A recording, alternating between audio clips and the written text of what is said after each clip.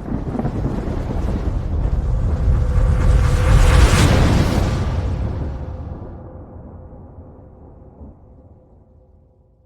students, today we will discuss about organelles of cytoplasm or cell, and the first organelles is endoplasmic reticulum. तो आज हम discuss करने वाले हैं cell के अंदर प्रेजेंट ऑर्गेनेलीज को। ऑर्गेनेलीज होती क्या है? The little body present inside the cell. Cell के अंदर जो छोटी छोटी बॉडीज पाई जाती है उन्हें ही ऑर्गेनेलीज बोला जाता है। और जो हमारा फर्स्ट ऑर्गेनेलीज है जिसको हम स्टडी करने वाले हैं वो है एंडोप्लाज्मिक रेटिकुलम। तो देखिए मीनिंग क्या है, क्या चीज ये होती है एंडोप्लाज्मिक। एंडोप्लाज्मिक मतलब होता है इनसाइड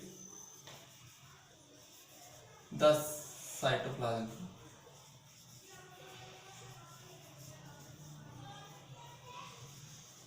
एंडो का मतलब इनसाइड, प्लाज्मिक का मतलब साइटोप्लाज्म, और रेटिकुलम का मतलब होता है नेटवर्क।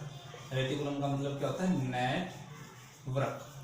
यानी साइटोप्लाज्म के अंदर जो एक ट्यूबल्स का नेटवर्क बना हुआ है उसी नेटवर्क को हम क्या कहते हैं? Endoplasmic reticulum. और ये जस्ट न्यूक्लियस मेम्ब्रेन के बाहर पाया जाता है। जैसे ये हमारा न्यूक्लियस है, इसके बाहर हमें एक ट्यूबल्स का एक जाल सा मिलेगा, एक नेटवर्क मिलेगा, और इसी नेटवर्क को क्या बोला जाता है?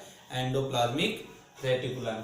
एंडोप्लाज्मिक रेटिकुलम को सबसे पहले देखा था पोर्टर ने। किसने देखा था? पोर्टर ने। और कब डिस्कवर किया था उसको? 1945 के अंदर। तो एंडोप्लाज्मिक रेटिकुलम 1945 में डिस्कवर की गई थी। और किसके द्वारा की गई थी? पोर्टर के द्वारा। किसके द्वारा? पोर्टर के द्वारा।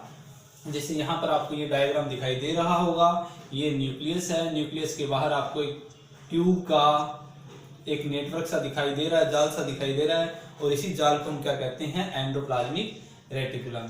तो देखिए सबसे पहले हम कंपोजिशन देखते हैं कि जो ये एंडोप्लाज्मिक रेटिकुलम है ये किस चीज से बना होता है। तो जो एंडोप्लाज्मिक रेटिकुलम है इसके अंदर दो चीजें पाई जाती है, first is protein and second is lipid. जो एंडोप्लाज्मिक रेटिकुलम है वो प्रोटीन एंड लिपिड से बनी होती है। क्लियर? जैसा कि मैंने पहले बताया था कि सेल के अंदर पाए जाने वाली मैक्सिमम जो नंबर ऑफ मेम्ब्रेन्स है वो सारी की सारी प्रोटीन एंड लिपिड से बनी होती है। तो सेम एज इट इज जो एंडोप्लाज्मिक रेटिकुलम है वो भी एक क्या है? पाइप है, ट्यूब है, मेम्ब्रेन लाइक स्ट्रक्चर है, और ये किससे बनी होती है? प्रोटीन एंड लिपिड से। अब आती है इसके टाइप। जो एंडोप्लाज्मिक रेटिकुलम है ये सेल के अंदर टू टाइप की होती है। कितने टाइप की होती है? टू टाइप की। First is smooth endoplasmic reticulum. First is smooth endoplasmic reticulum and second is rough endoplasmic reticulum. तो जो एंडोप्लाज्मिक रेटिकुलम है वो सेल के अंदर कितने टाइप की होती है? टू टाइप्स की होती है। First is smooth endoplasmic reticulum and second is rough endoplasmic reticulum. Clear? Smooth endoplasmic reticulum किसे कहेंगे? जिस एंडोप्लाज्मिक रेटिकुलम पर राइबोसोम प्रेजेंट नहीं होते, यानी जिस एंडोप्लाज्मिक रेटिकुलम पे राइबोसोम नहीं पाए जाते उस एंडोप्लाज्मिक रेटिकुलम को बोला जाता है स्मूथ एंडोप्लाज्मिक रेटिकुलम। और जिसके सरफेस के ऊपर, जिस एंडोप्लाज्मिक रेटिकुलम के सरफेस के ऊपर राइबोसोम्स पाए जाते हैं उस एंडोप्लाज्मिक रेटिकुलम को बोला जाता है रफ एंडोप्लाज्मिक रेटिकुलम। तो यहाँ पर आपको डायग्राम में दिखाई दे रहा होगा, एक तो ये आपके पास एंडोप्लाज्मिक रेटिकुलम है और एक ये वाली है। ठीक है? अब देखो इसके अंदर आपको किसी भी तरीके के डोट दिखाई नहीं दे रही, यानी राइबोसोम इसके ऊपर नहीं लगे हुए, और जिसके ऊपर राइबोसोम नहीं लगे होते उसे बोलते हैं स्मूथ एंडोप्लाज्मिक रेटिकुलम। लेकिन इसके अंदर आपको डोट्स दिखाई दे रही है, टू कलर की, रेड एंड ब्लू कलर की। ये क्या है? ये राइबोसोम्स है। क्या है ये? राइबोसोम्स। और ये इसके ऊपर चिपके हुए, इसके सरफेस पे चिपके हुए, इसीलिए इसका नाम क्या रख दिया गया? Rough endoplasmic reticulum. अब देखिए जो एंडोप्लाज्मिक रेटिकुलम है इसकी जो ट्यूब्स होती है, जैसे अलग अलग ये ट्यूब से मिलके बना हुआ एक नेटवर्क बना हुआ है ट्यूब्स का, इन्हीं ट्यूब्स को बोला जाता है सिट्रेन। क्या बोला जाता है? सिट्रेन। क्या बोला जाता है? सिट्रेन। क्लियर? एक इंपॉर्टेंट बात कि जो एंडोप्लाज्मिक रेटिकुलम है ये हर टाइप की सेल में नहीं पाई जाती, ये सिर्फ पाई जाती है ईकैरियोटिक सेल के अंदर। किसके अंदर? ईकैरियोटिक सेल के अंदर एंडोप्लाज्मिक रेटिकुलम पाई जाती है। प्रोकैरियोटिक के अंदर एंडोप्लाज्मिक रेटिकुलम नहीं पाई जाती, क्योंकि प्रोकैरियोटिक के अंदर न्यूक्लियस ही नहीं होता। अगर न्यूक्लियस ही नहीं है तो एंडोप्लाज्मिक रेटिकुलम उसके अंदर नहीं होगा। और ईकैरियोटिक के अंदर न्यूक्लियस होता है, और जो एंडोप्लाज्मिक रेटिकुलम होती है जस्ट किसके बाहर होती है? न्यूक्लियर मेम्ब्रेन के बाहर पाई जाती है। क्लियर? तो ये किसके अंदर पाई जाती है? स्पेशली ईकैरियोटिक सेल के अंदर। क्लियर? टाइप्स हो गए इसके।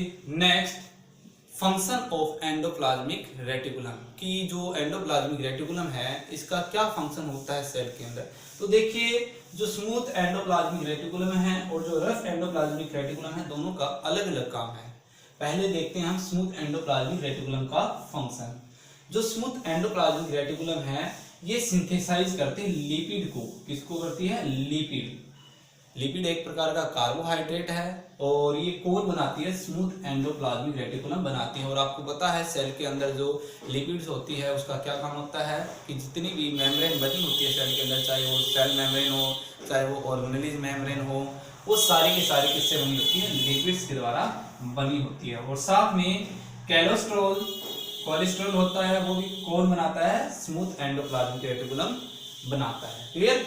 तो जो स्मूथ एंडोप्लाज्मिक रेटिकुलम है, एक तो इसका काम है लिपिड और लिपिड को बनाना। क्लियर?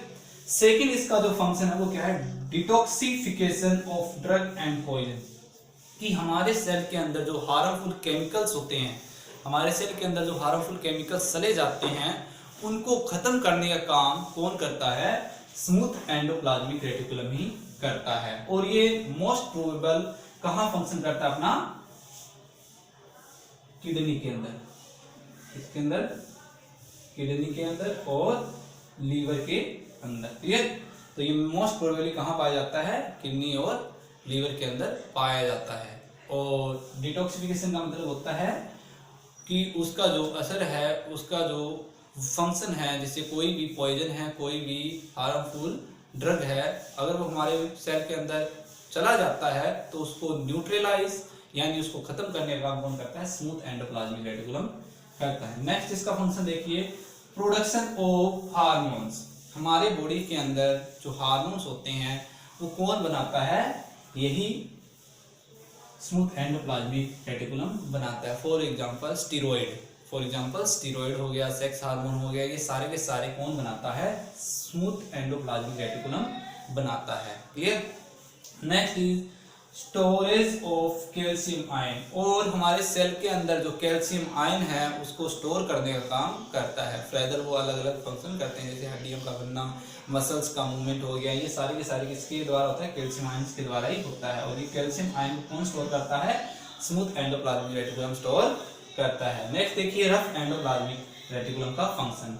रफ एंडोप्लाज्मिक रेटिकुलम है, इसका मेन फंक्शन क्या है? Synthesise of protein. प्रोटीन बनाने का जो मेन काम होता है सेल के अंदर, वो किसका होता है? रफ एंडोप्लाज्मिक रेटिकुलम का होता है। इसके ऊपर जो प्रेजेंट राइबोसोम होते हैं वो क्या बनाते हैं? प्रोटीन सिंथेसाइज करते हैं, और उस प्रोटीन को वो क्या करता है? जो एंडोप्लाज्मिक रेटिकुलम है वो बनाकर अलग अलग ऑर्गेनल्स के पास भेज देता है, और वो आगे प्रोटीन जाके उसकी मेम्ब्रेन बनाने में हेल्प करती है, उस ऑर्गेनल्स की मेम्ब्रेन बनाने में हेल्प करती है। कई बार जो ये प्रोटीन बनाता है वो कंप्लीट नहीं होती, तो उसको पहले वो किसके पास भेजता है? गोल्जी अपरेटस के पास भेजता है। तो जिस चीज की कमी होती है वो गोल्जी अपरेटस उसके अंदर ऐड कर देता है, फिर बाद में उसको आगे की तरफ भेजा जाता है। तो गोल्जी अपरेटस क्या करता है? इसको पैकेजिंग करने का काम भी करता है। तो मेन काम क्या होता है रफ एंडोप्लाज्मिक रेटिकुलम का? Help in synthesize of protein due to the presence of ribosome की हेल्प से जो एंडोप्लाज्मिक रेटिकुलम है वो प्रोटीन बनाने का काम करती है। और सेल के अंदर जितनी प्रोटीन पाई जाती है या बनती है, मैक्सिमम प्रोटीन इसी एंडोप्लाज्मिक रेटिकुलम के कारण बनती है। इसके ऊपर जो प्रेजेंट राइबोसोम है ये दोनों मिलके बनाते हैं। क्लियर? ये था आपका टॉपिक एंडोप्लाज्मिक रेटिकुलम। ये आपका फर्स्ट ऑर्गेनेलिज हो चुका है। क्लियर? Thank you.